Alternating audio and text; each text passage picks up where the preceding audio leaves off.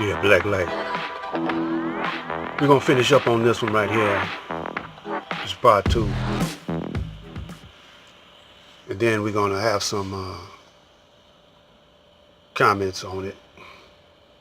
But we want you to get this quick. Because we ain't got time to speculate or waste. Time is running short.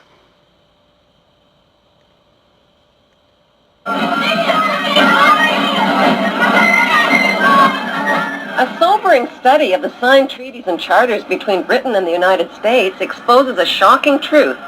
The United States has always been, and still is, a British Crown colony. King James I was famous not for just changing the Bible into the King James Version, but for signing the first Charter of Virginia in 1606. That charter granted America's British forefathers a license to settle and colonize America. The charter also guaranteed that future kings and queens of England would have sovereign authority over all the citizens and colonized land in America stolen from the Indians. After America declared its independence from Great Britain, the Treaty of 1783 was signed. That treaty specifically identifies the King of England as the Prince of the United States and contradicts the belief that America won the War of Independence. Although King George III of England gave up most of his claims over his American colonies, he kept his right to continue receiving payment for his business venture of colonizing America.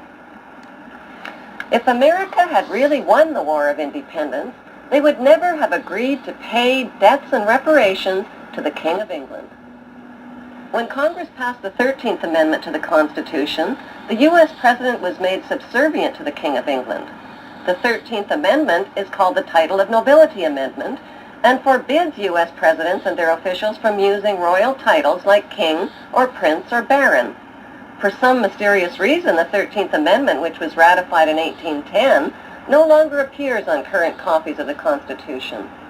America's blood-soaked War of Independence against the British bankrupted America and turned its citizens into permanent debt slaves of the king. In the War of 1812, the British torched and burned to the ground the White House and all U.S. government buildings and destroyed ratification records of the U.S. Constitution. 1 century later, a corrupt U.S. Congress committed the biggest theft in world history. They passed Paul Warburg's Federal Reserve Act in 1913, handing over America's gold and silver reserves and total control of America's economy to the Rothschild banksters. Most Americans still believe that the Fed, or Federal Reserve, is the government. It is not. The Fed is a privately owned banking system whose majority Class A shareholders are the Rothschilds, Warburgs, Kuhn and Loeb, J.P. Morgan, Rockefeller, Israel Seif, and the Lehman Brothers. This private banking cartel is the Fed and is never audited and never pays taxes. They print and design America's money, which displays their symbols of an Egyptian pyramid, a Masonic all-seeing eye, and the words "In God We Trust." Who exactly is the God they trust? They also collect American taxpayers' money through the IRS. Then they loan it back again with interest to pay for roads, bridges, and other public works.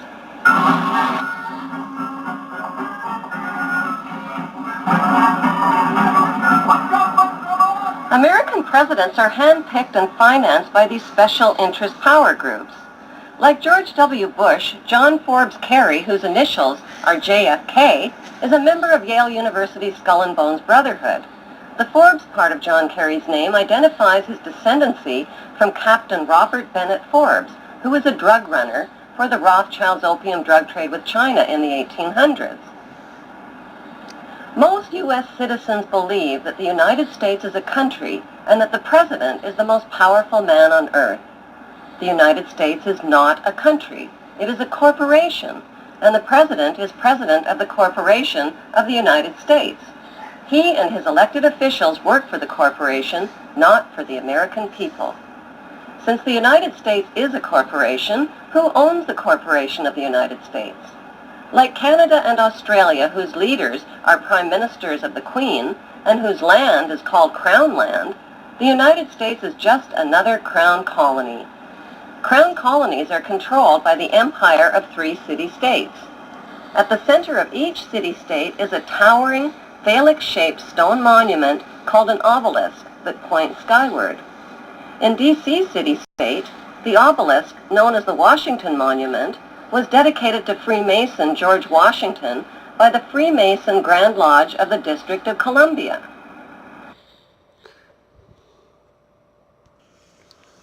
So peep this. See, this way I do it. I let them tell on themselves. See, they know that most of our people, they don't study this deep. And especially y'all young cats. Y'all not gonna study this. But if you look deep into it, look at your Constitution, study that, and compare it with this, you'll see that she's telling the truth. But she didn't say nothing about the slaves, because she wasn't talking to y'all. See, y'all not citizens. Black people are not citizens. But she said the word citizen means slave anyway. But see, we wasn't just slaves. We wasn't just slaves. See, you can be a slave and keep your original name and your culture. But we wasn't allowed to keep our original culture, our original name, and our original language. Even the Indians kept their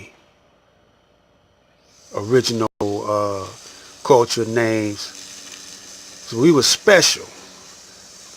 We were in a different category than anybody on the planet Earth. And you got to wonder why we was conditioned to be like that, see. See, they tell you, say, the Jews tell you, say, we were slaves, but they lying. They weren't never no slaves. They say, well, look what happened to us over in Germany at the Holocaust. That's a trick to that.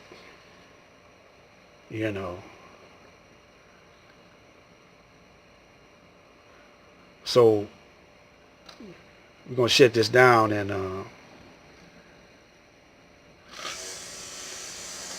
come back and just explain it to you in a manner where,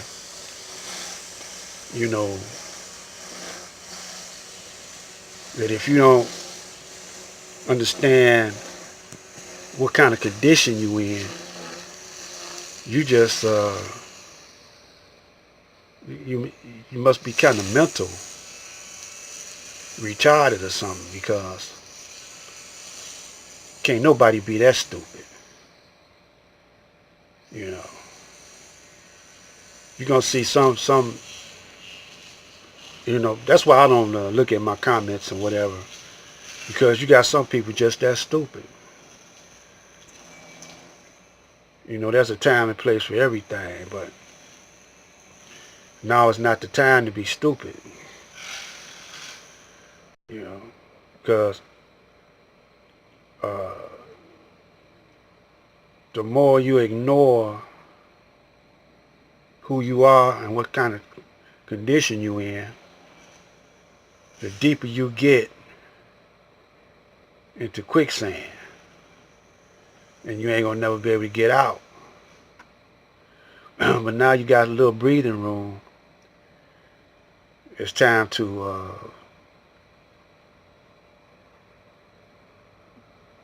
try to get out. Wake up and get out. Matter of fact, you can change the game. You can be a game changer if you just wake up to the knowledge of yourself, your enemy, and the God, who God really is. So stay tuned, keep on watching. This is I did have more subs, but, no, look like I'm repelling people instead of drawing them to me. Look like I'm repelling y'all for some reason. I don't know, what the deal is, but this is black light.